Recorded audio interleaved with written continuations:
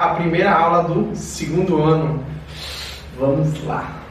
Vejam só, galera. O primeiro conceito que, se vocês voltarem, acho que na primeira aula do primeiro ano não é interessante não, mas caso queiram aprender, é o seguinte. Física, a gente estuda muitos fatores, diversos. Força, velocidade e tal. Entre eles, a gente estuda muito energia. E energia, em física, é a capacidade que você tem de você realizar um trabalho. Seja esse trabalho. Por exemplo, a gente vê muito em mecânica que a energia que a gente fala que é o trabalho é você, por exemplo, levantar uma caixa, empurrar um bloco, entendeu? Esse é o tipo de energia. Já no segundo ano, a gente vai estudar um outro tipo de energia, que é a energia ligada. Quando a gente fala termologia, a gente já entende que é o estudo do calor. Termo, apesar de temperatura, assim, né, como a gente está dizendo, mas termologia é nada mais do que o estudo do calor. Estudo do calor. Aí, pessoal,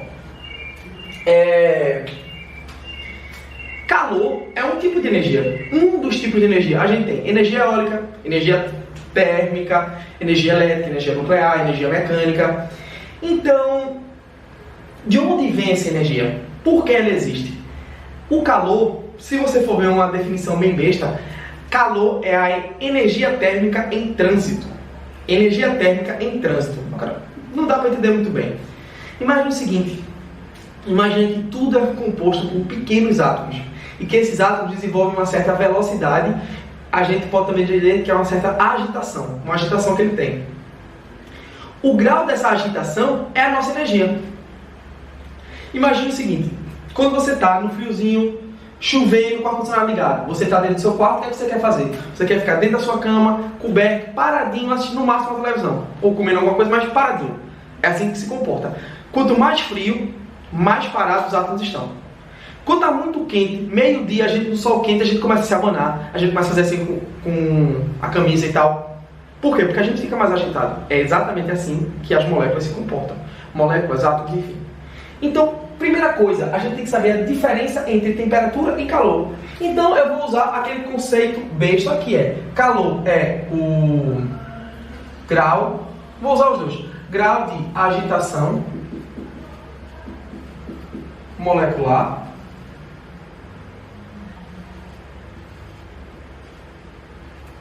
ou você também pode dizer que é uma energia térmica em trânsito, beleza? Pode ser qualquer uma dessas. Menino, hoje eu estou errando. Trânsito, bora lá. Também nunca fui bom de escrever, então não é novidade não. E o que seria a temperatura? Quando a gente fala de calor, é muito análogo a gente dizer, o que está quente tem muita energia, tem muito calor. O que está frio tem menos calor. Não. O calor não é só relacionado à temperatura. Temperatura é como a gente mede esse calor.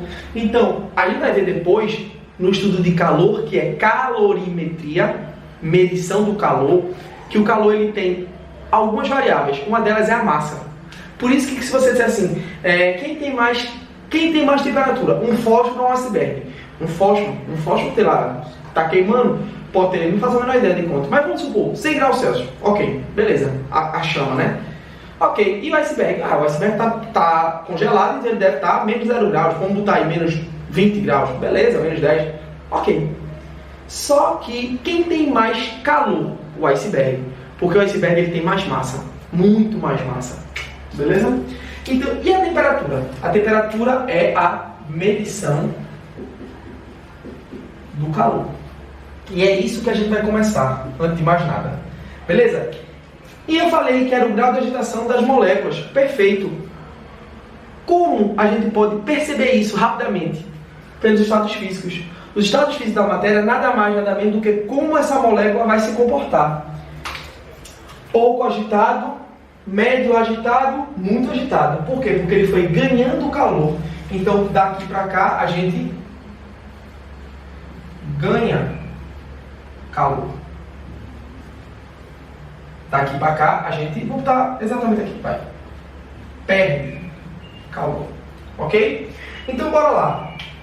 Qual é o processo do líquido para o gás? É bem fácil. Quando a chuva ocorre porque a água evapora. Então aqui, ó, evaporação. Esse cara aqui eu acho que é o que tem mais nome. Evaporação.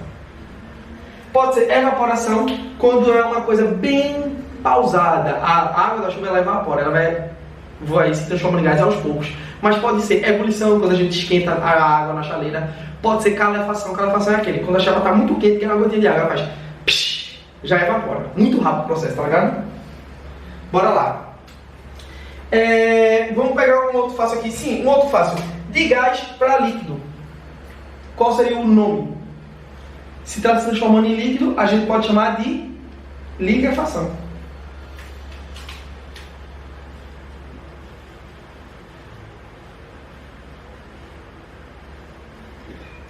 De líquido para sólido, solidificação, bem boa, né? Tranquilo. E de sólido para líquido a gente pode chamar o quê? De fusão. Pensa no seguinte: ferro fundido. Ferro fundido é quando o ferro, a gente faz aquele processo de derreter o ferro e colocar no molde, ficar batendo, quando ele está meio mole ali, não está no estado líquido, mas ele está tipo num sólido entre líquido, tipo um gelatinoso, enfim, aquele quando ele está bem vermelho e tal. Seria esse processo. Fundição, é esse processo aqui.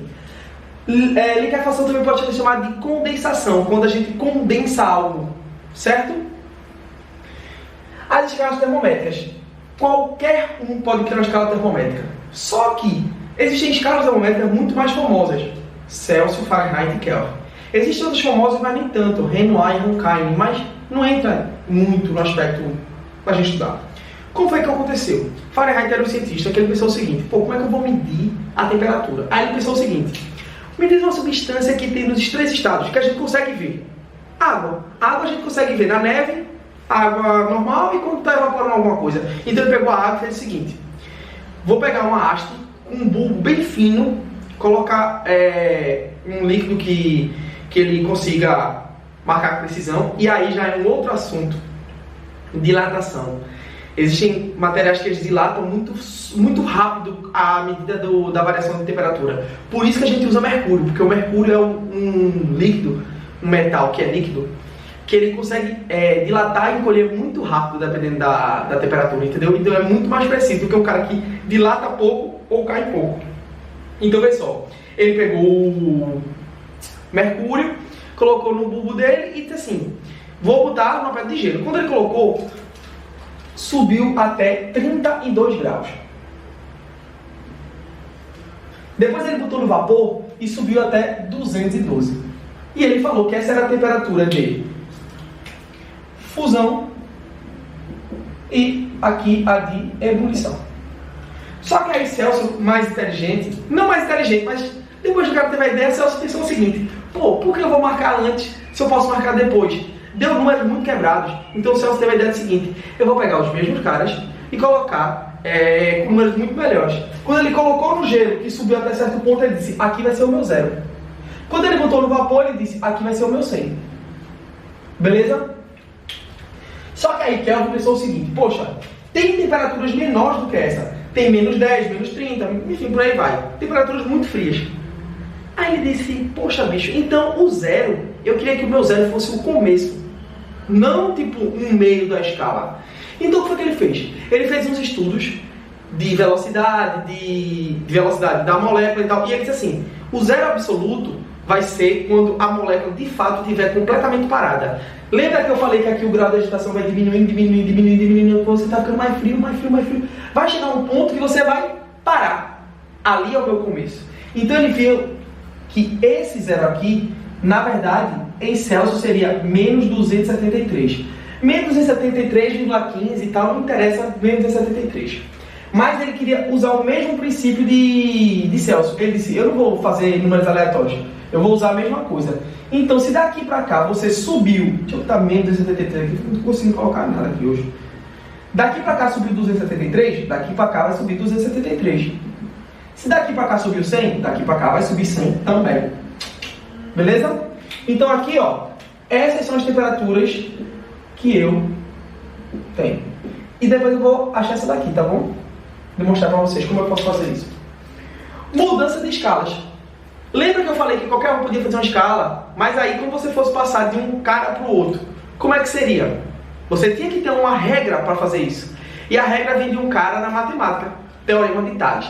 Daí já é uma dica. Toda vez que tiver uma questão que envolve mudança de escalas, desenha a porcaria das linhas retas, das escalas, porque facilita muito, muito, muito.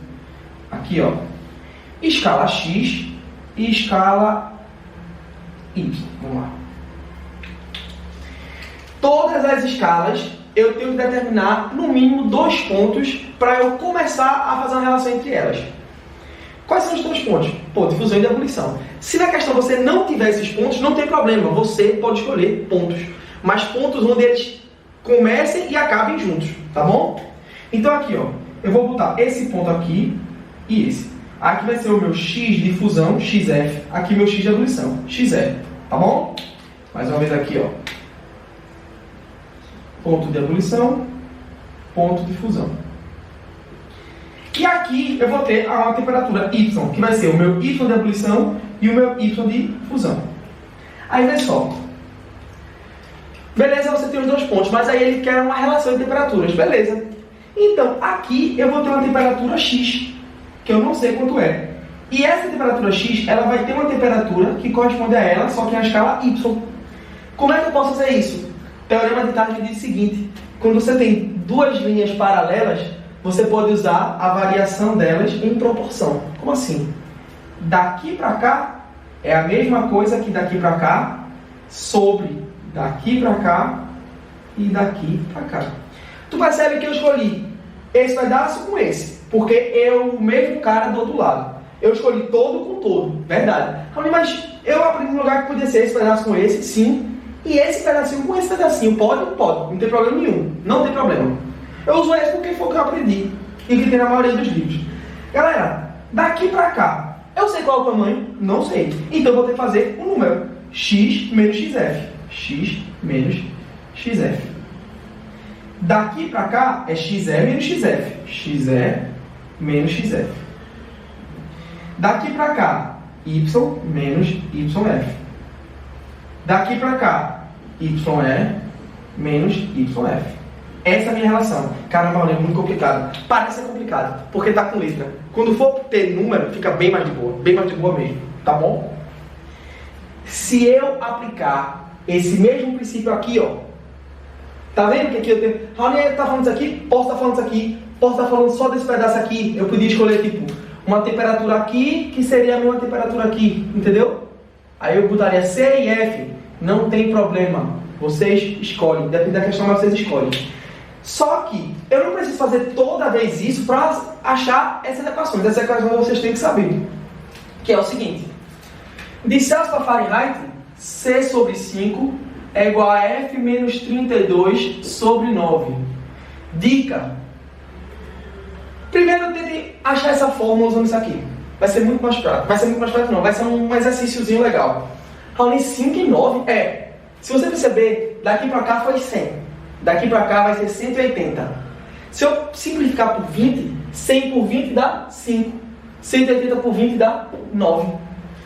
De onde foi que veio esse 32? Lembra que eu pego o cara menos o começo? O começo de C é 0. C menos 0 dá C. Já aqui vai ser 32. Por isso que aparece ele ali, tá bom? Tentem fazer. De Celsius para Kelvin.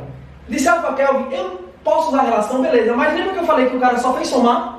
Então, Celsius mais 273 igual a Kelvin. Se eu pegar esse carinha aqui, ó, passar o 273 para lá, vai ficar C é igual a K menos 273. Pegar ele e jogar lá em cima, K menos 273 sobre 5 é igual a F menos 32 sobre 9. Mais uma vez, lembrando, pratiquem isso aqui, não só decorem, pratiquem também, tá bom? Quando a questão pedir tal temperatura, aquelas fórmulas, ou essa, tanto faz. Ele está pedindo uma temperatura, pá, aqui, essa exata. Só que se ele pedir a variação, por exemplo, Recife varia 10 graus Celsius no dia, quanto seria essa mesma variação em Fahrenheit? Você percebe que ele não está pedindo a temperatura, ele está pedindo a variação de temperatura. Nesse caso, você não pode usar essa regra, você tem que olhar o gráfico. Celsius varia 100. Kelvin também varia 100. Então, a variação de Celsius é a mesma da variação de Kelvin. Lembrando que Kelvin não tem bolinha, tá? Kelvin é uma escala termométrica. Lembra que quando a gente viu, vocês não viram, mas se vocês virem o primeiro vídeo do Sistema Internacional, temperatura não é em graus Celsius, é em Kelvin, beleza? Essa aqui é a minha primeira, Celsius.